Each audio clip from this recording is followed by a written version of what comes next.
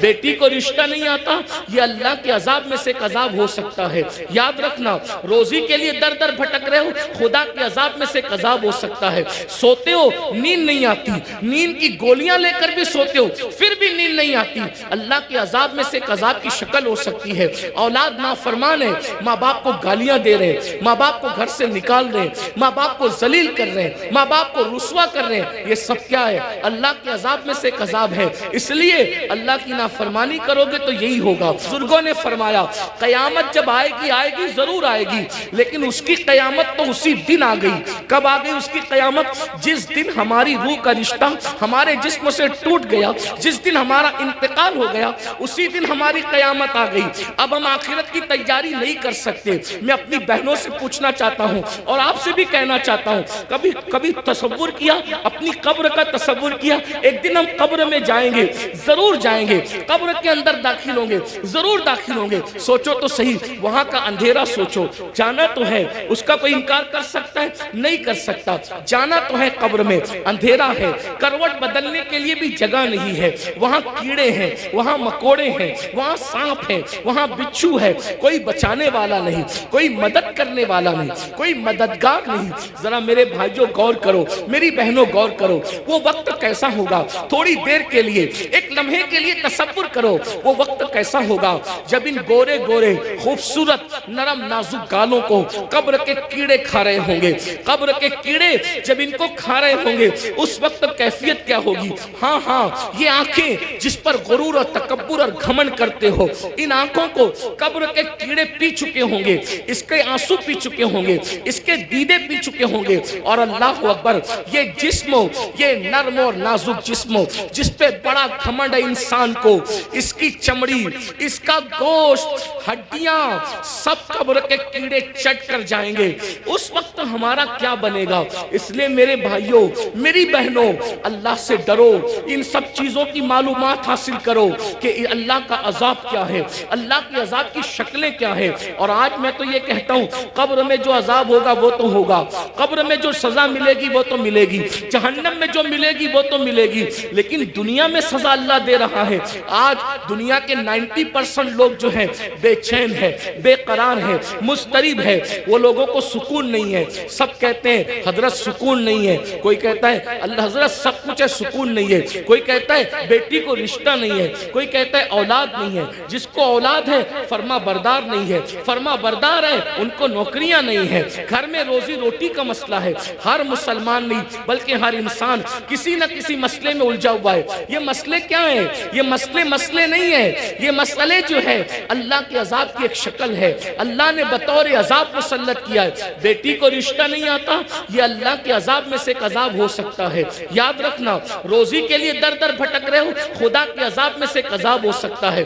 سوتے ہو، نیند نہیں آتی، نیند کی گولیاں لے کر بھی سوتے ہو پھر بھی نیند نہیں آتی، اللہ کے عذاب میں سے ایک عذاب کی شکل ہو سکتی ہے۔ اولاد نافرمان ہے، ماں باپ کو گالیاں دے رہے ہیں، ماں باپ کو گھر سے نکال رہے ہیں، ماں باپ کو ذلیل کر رہے ہیں، ماں باپ کو رسوا کر رہے ہیں، یہ سب کیا ہے؟ اللہ کے عذاب میں سے ایک عذاب ہے۔ اس لیے اللہ کی نافرمانی کرو گے تو یہی ہوگا۔ بہرحال آخری بات کے طور پہ عرض کر رہا ہوں، پھر آقا ارشاد فرماتے ہیں ہم لوگ اور آگے بڑھے۔ جب جہنم کا مشاہدہ کیا تو ہم نے دیکھا کہ کچھ ایسے لوگ ہیں جن کے ہونٹ آگ کی قینچی سے کاٹے جا رہے ہیں، آگ کی قینچی سے ہونٹ کاٹے جا رہے ہیں۔ میں نے پوچھا جبریل یہ کون لوگ ہیں؟ تو جبریل علیہ السلام نے اس کی یا رسول اللہ یہ آپ کی امت کے وہ علماء ہیں، وہ مقرر لوگ ہیں جو قوم میں فتنہ پھیلانے کی بات کرتے تھے، قوم میں ایسی بات کرتے تھے کہ قوم میں فتنہ پھیلے۔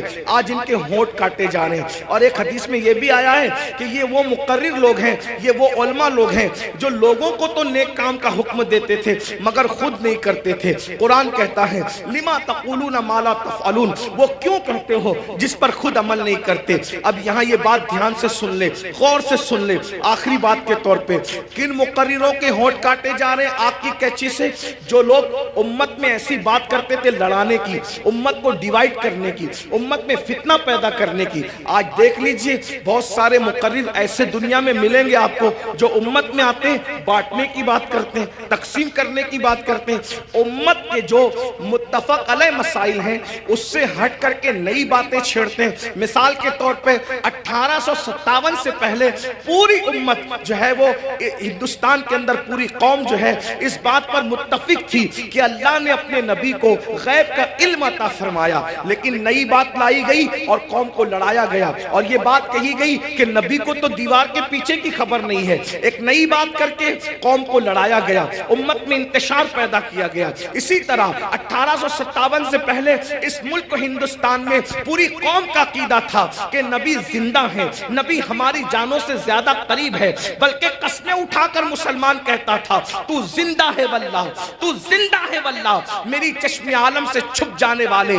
لیکن یہ بدترین علماء، وہ اللہ اکبر بدعتی علماء، وہ بدترین خلق ہے، اللہ اکبر، وہ بدترین خطبہ جنہوں نے یہ بات پھیلائی کہ معاذ اللہ نبی مر کر مٹی میں مل گئے. قوم کو لڑایا کہ نہیں لڑایا؟ اسی طریقے سے آج بھی کچھ لوگ یہ کام کر رہے ہیں کہ اللہ اکبر، صحابہ اور اہل البیت کی عقیدے پر، یعنی صحابہ کی محبت اور اہل البیت کی محبت پر پوری دنیا کے لوگ قائم ہیں، پوری دنیا کے مومنین قائم ہیں. لیکن ایک طبقہ مقرروں کا ایسا ہے کہ وہ اللہ اکبر اہل البیت کی محبت کے نام پر صحابہ کو تان کرتا ہے اور قوم کو لڑاتا ہے، اور کچھ لوگ ایسے ہیں جو صحابہ کی محبت کے نام پہ اہل البیت کو تان کرتے ہیں اور امت کو لڑاتے ہیں. یاد رکھنا، آج قوم کے ساتھ جو کھلواڑ کرنا ہو کر لو، لیکن آخر موت ہے، موت، مرنا سب کو ہے، عوام کو بھی اور خطبہ کو بھی. اس لیے خدا کے لیے آپ سے بھی کہتا ہوں، ایسے لوگوں کا اعلی کار نہ بنو جو صحابہ کے نام پر اہل بیت پہ سوالیہ نشان کھڑا کرتے ہیں، اور ایسے لوگوں کا بھی اعلی کار نہ بنو جو اللہ اکبر اہل البیت کے نام پر صحابہ کو گالیاں دیتے ہیں. واللہ صحابہ ہماری ایک آنکھ ہے اور اہل بیت ہماری دوسری آنکھ ہے. ہم دو آنکھ والے ہیں اور ہمارے ایک ہاتھ میں صحابہ کا دامن ہے اور ایک ہاتھ میں اہل البیت کا دامن ہے. اللہ اکبر، صحابہ وہ ہیں جنہوں نے اسلام پھیلایا ہے اور اہل بیت وہ ہیں جنہوں نے اسلام بچایا ہے. ہم پھیلانے والوں کا بھی احسان مانتے ہیں اور بچانے والوں کا بھی احسان مانتے ہیں. نعرہ تکبیر، نعرہ رسالت، مسلک اعلی حضرت، نعرہ تکبیر، حضرت علامہ مولانا. جہاں ہم کربلا کی جنگ کو بھول نہیں سکتے کہ وہ اسلام بچانے کی جنگ تھی، وہی ہم بدر اور احد کو بھی بھول نہیں سکتے کہ وہ اسلام پھیلانے کی جنگ تھی. جہاں ہم کربلا کے فاقہ کشوں کو نہیں بھول سکتے، وہی ہم بدر و احد کے فاقہ کشوں کو بھی فراموش نہیں کر سکتے. کربلا والوں کو رسول اللہ نے اپنے کندھوں پہ اٹھایا ہے، تو بدر و احد اور خندق اور خیبر والوں کے لیے قرآن کہتا ہے وَالْعَادِيَاتِ دَبْحًا فَالْمُورِيَاتِ قَدْحًا. اے محبوب، جو تیرے پیچھے گھوڑے دوڑاتے ہیں اور ان کے گھوڑوں کی ٹاپوں سے جو دھول نکلتی ہے، ہم ان گھوڑوں کی ٹاپوں سے نکلنے والے دھول کی بھی قسم اٹھاتے ہیں. جن کے گھوڑوں کے پیروں سے لگنے والی دھول اتنی قیمتی ہے کہ اللہ اس کی بھی قسم قرآن میں اٹھاتا ہے. قرآن تو پڑھو نا، قرآن تو پڑھو. صحابہ کو کیا سمجھو گے؟ ارے صحابہ کا گھوڑا اتنا قیمتی ہے کہ اس کے پیر سے جو مٹی لگتی ہے اور اس سے جو دھول اڑتی ہے، اللہ اس دھول کی قسم کی بھی اور اس دھول کی بھی قسم اٹھا کر کے بتاتا ہے جس کے گھوڑوں کی ٹاپ سے لگنے والی دھول ہمارے نزدیک اتنی قیمتی ہے تو صحابہ کا گھوڑا کتنا قیمتی ہوگا. اور جب وہ صحابی کا گھوڑا قیمتی ہے تو اس میں بیٹھنے والا صحابی کتنا قیمتی ہے. سبحان اللہ. ذرا غور کیجئے. اس لیے ایمان بچانا ہے تو اعتدال کے مسلک پہ رہیے. اور یہ فکر اعتدال 14ویں صدی میں جن علماء نے دی ہے، اس کے سردار کو امام اہل سنت کہتے ہیں، اور وہ اہل سنت کا امام کہتا ہے اہل سنت کا ہے بیڑا پار، اصحاب حضور نجم ہے اور ناؤ ہے، اطرت رسول اللہ کی. تو وہ خطبہ جو فتنہ پھیلاتے ہیں وہ یہ بھی کہتے ہیں بھئی مزار پہ کیوں جاتے ہو؟ مزار پہ جانا تو شرک ہے، نہ جاؤ مزار پہ، فتنہ پھیلا. ہم کہتے ہیں آپ ذرا ہوش سے بات کریں. کیا مزار پہ جانا شرک کیسے ہو سکتا ہے؟ رسول اللہ نے مزار پہ جانے کا حکم دیا، اور تو کیا معاذ اللہ حضور مزار پہ جانے کا جو حکم دے کر کیا شرک کا حکم دے رہے معاذ اللہ؟ کیا حضور علیہ السلام نے یہ نہیں فرمایا؟ آقا فرماتے ہیں کہ میں نے تم کو پہلے قبروں پہ جانے سے منع کیا تھا، اب تم قبروں پہ جایا کرو، کیونکہ قبروں پہ جاؤ گے تو تمہیں تمہاری آخرت یاد آئے گی۔ لوگ اس کو بھول گئے، وہ کہتے ہیں نہیں جانا چاہیے، شرک ہے۔ ایک بات آپ سے کہتا ہوں آخری میں، مزار پہ جاؤ کوئی شرک نہیں، بلکہ اللہ کے رسول نے تو 6 سال کی عمر میں جو پہلا سفر کیا تو اپنے والد کے مزار پہ بھی تشریف لے گئے۔ اور بخاری مسلم آپ اٹھا کر کے دیکھیں، سیاستہ اٹھا کے دیکھیں کہ حضور علیہ السلام شہدائے احد کے مزارات پہ خود تشریف لے جاتے تھے۔ شہدائے احد کے مزارات پر اللہ کے رسول خود تشریف لے جاتے تھے۔ سید الشہداء امیر حمزہ کے مزار پر سیدہ فاطمہ الزہرا خود تشریف لے جاتی تھی۔ غور فرمائیں، آپ غور کیجئے، مزار پہ جانا شرک نہیں ہے، لیکن ایک بات آپ سے سنیوں سے کہنا ہے، میرے بھائیوں سے، مزار پہ ضرور جاؤ لیکن سنت کے مطابق جاؤ۔ آج ہماری سنی قوم اپنے مسلک کو خود بدنام کرتے ہیں، وہاں جا کر کچھ لوگ علم نہ ہونے کی وجہ سے سجدہ کرتے ہیں۔ ہمارے مذہب میں، اسلام میں سجدہ کرنا اللہ کے سوا کسی کو جائز نہیں۔ آپ غلطی کرتے ہو، دیکھو اگر کوئی مسلمان شراب پیتا ہے تو کیا اس کا الزام اسلام پر آئے گا؟ بولو بھائی، بتائیے صحیح کہہ رہا ہوں غلط کہہ رہا ہوں؟ کیسے اگر مسلمان شراب پیے تو کیا اس کا الزام اسلام پر آئے گا؟ بولے نہیں آئے گا، کیونکہ اسلام نے شراب حرام کیا ہے۔ اب کوئی شراب پی رہا ہے تو یہ اس کی اپنی نادانی ہے، اسلام کا اس میں کوئی قصور نہیں ہے۔ تو اگر معاذ اللہ کوئی جاہل ان پڑھ قبر پہ جا کے سجدہ کر رہا ہے تو اہل سنت اس کی تائید کبھی نہیں کرتے۔ ہمارے امام سیدی اعلیٰ حضرت نے تو پوری کتاب لکھی، الزبدۃ الزکیہ، سجدے تعظیمی کی حرمت پر آپ نے پوری کتاب لکھی۔ تو غیر اللہ کو سجدہ تعظیمی حرام ہے، اور معاذ اللہ اگر عبادت کی نیت سے کرے تو شرک ہے۔ یہ ہم اہل سنت کا مسلک ہے۔ سجدہ کرنے کے بارے میں ہم سنیوں کو لوگ بدنام کرتے ہیں، جھوٹ بولتے ہیں، تجاؤل عارفانہ سے کام لیتے ہیں کہ ہم تائید کرتے ہیں۔ ہمارے کسی سنی ذمہ دار عالم نے کبھی قبر پر سجدہ کرنے کی اجازت نہیں دی، اس کی تائید نہیں کی۔ بھائی اگر ہم قبروں کو سجدہ کرتے تو پھر ہم مسجدیں کیوں بناتے؟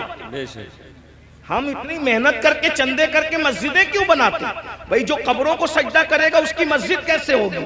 ہماری مسجدیں ہیں، اور آج بھی اتنی گنڈا گردی لوگوں نے کی ہمارے ساتھ، آج بھی پورے ملک ہندوستان میں نہیں بلکہ پوری دنیا میں سب سے زیادہ اگر کسی کی مسجدیں ہیں تو وہ صرف اور صرف ہم اہل سنت و جماعت کی مسجد۔ بے شک، سبحان اللہ۔ اتنی مسجدوں پر قبضہ کیا، ناجائز قبضہ کیا، چھینا، پھر بھی سب سے زیادہ مسجدیں ہماری ہیں۔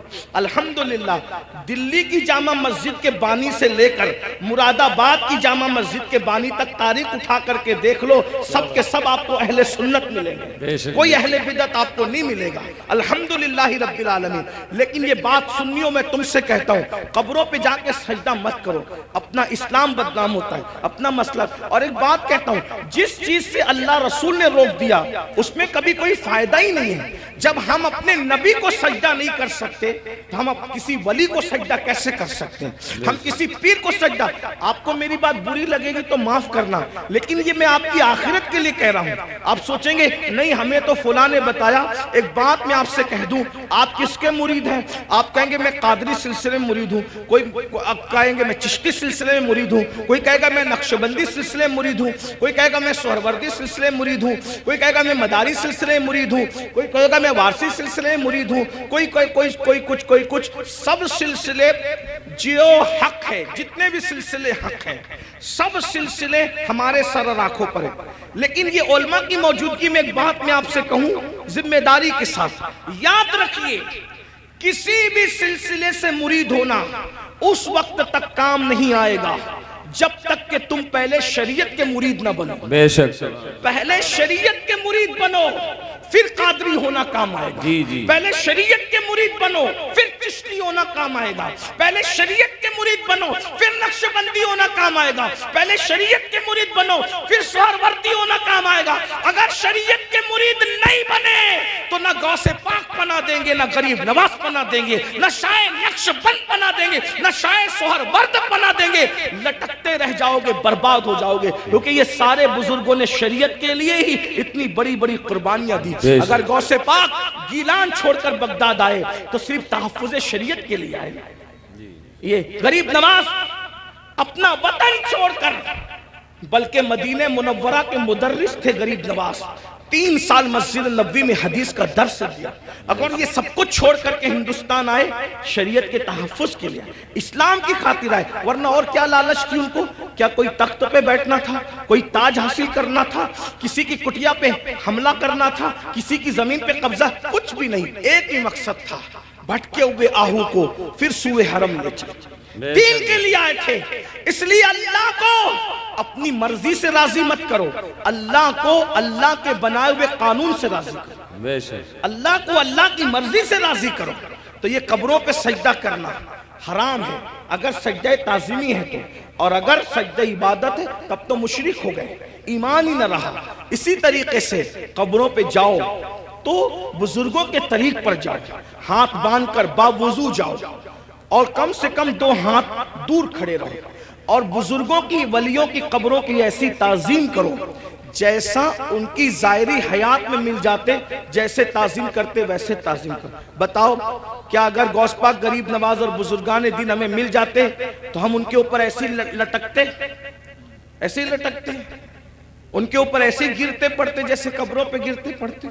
عقیدت اپنی جگہ، بلکہ آپ کو کہتا ہوں رسول اللہ کی مزار انور کو دیکھا تو سیدی اعلیٰ حضرت پکار اٹھتے، پیش نظر وہ نو بہار، پیش نظر وہ نو بہار، مگر سجدے کو دل ہے بے قرار۔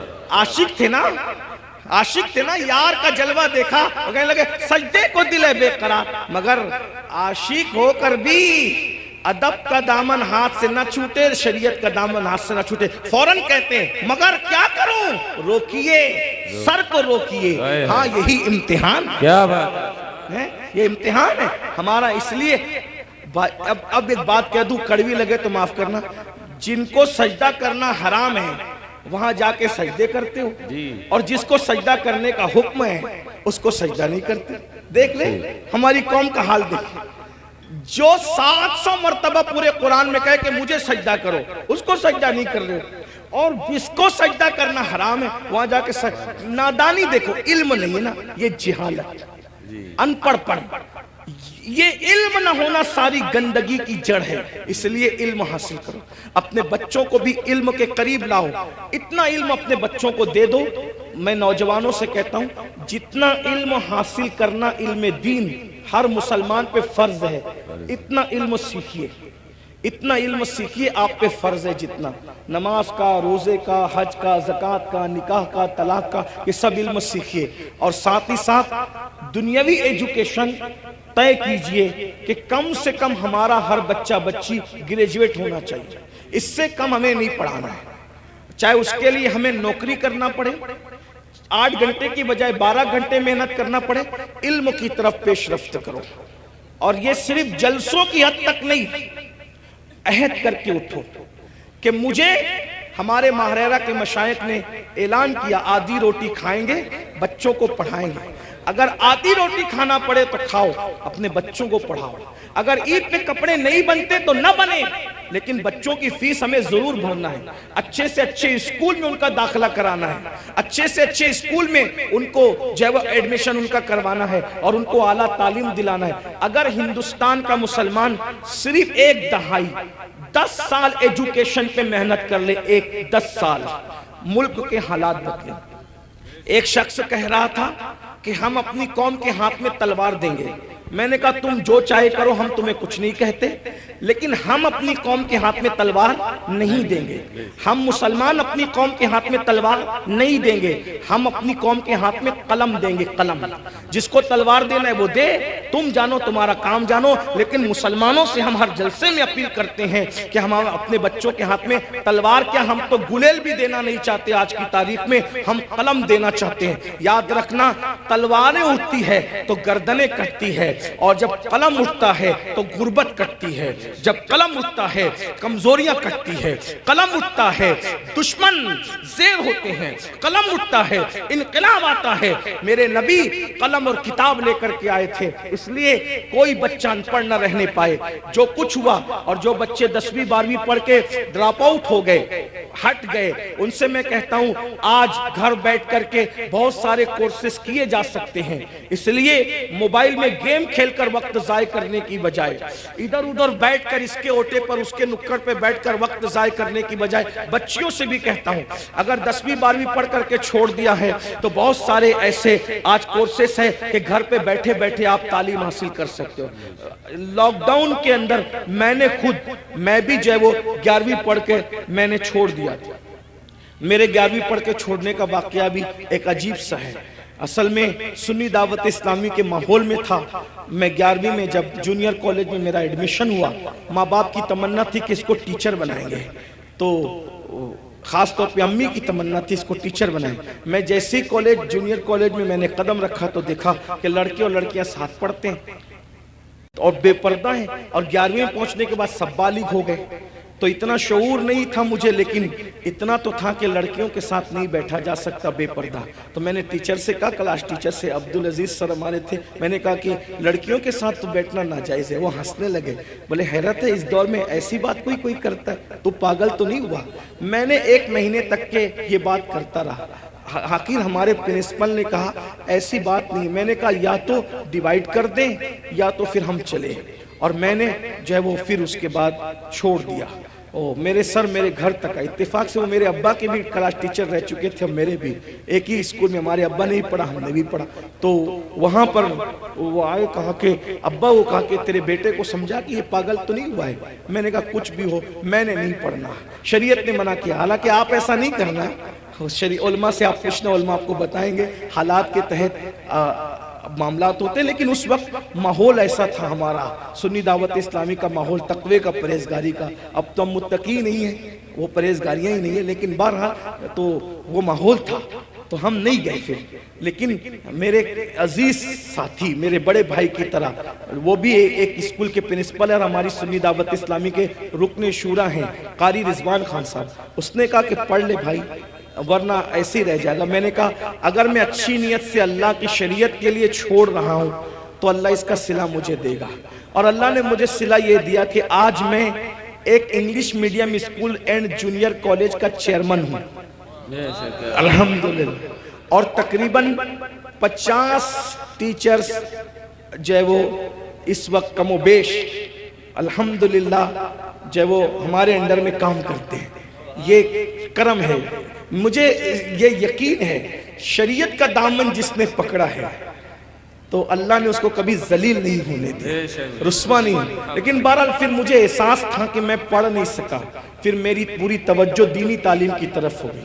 ویسے میں 7th اور 8th سے میں جو ہے وہ عالم کورس کی طرف چلا گیا تھا، لیکن میں نے سوچا کہ پوری توجہ 11ویں کے بعد اسی پہ مرکوز کر دی جائے، اسی طرف میں نے توجہ رکھی۔ لیکن پھر مجھے احساس تھا کہ میں نے دنیاوی تعلیم کو بھی آگے بڑھا، تو لاک ڈاؤن کا فائدہ اٹھاتے ہوئے پھر میں نے MA کے اندر ایڈمیشن لیا ابھی، ہاں الحمدللہ، ہاں، اور اس کے پہلے ایگزام میں شرکت کا پروگرام تھا اور اس کی تاریخ اور حج کی تاریخ سیم ہو گئی تو نہیں دے سکا، لیکن بہرحال میں نے اس طرف پیش رفت کی، اور انشاءاللہ تو آپ سے بھی میں کہتا ہوں، میں یہ آپ کو ہی کہہ کے جا رہا ہوں نہیں، میں آپ سے، میں نے خود بھی اس پر عمل کیا ہے الحمدللہ، اور میں انشاءاللہ تعالیٰ اس کی کوشش کروں گا کہ 1 سال میں اس کی تکمیل کروں جو رہ گیا ہے۔ بہرحال اتنی لاک ڈاؤن میں تو فری تھے تو جو ہونا تھا وہ جو کرنا تھا وہ کر لیا، لیکن اب دوروں کی مصروفیت نہیں، لیکن اللہ نے آپ کو وقت دیا، فرصت کا وقت دیا ہے۔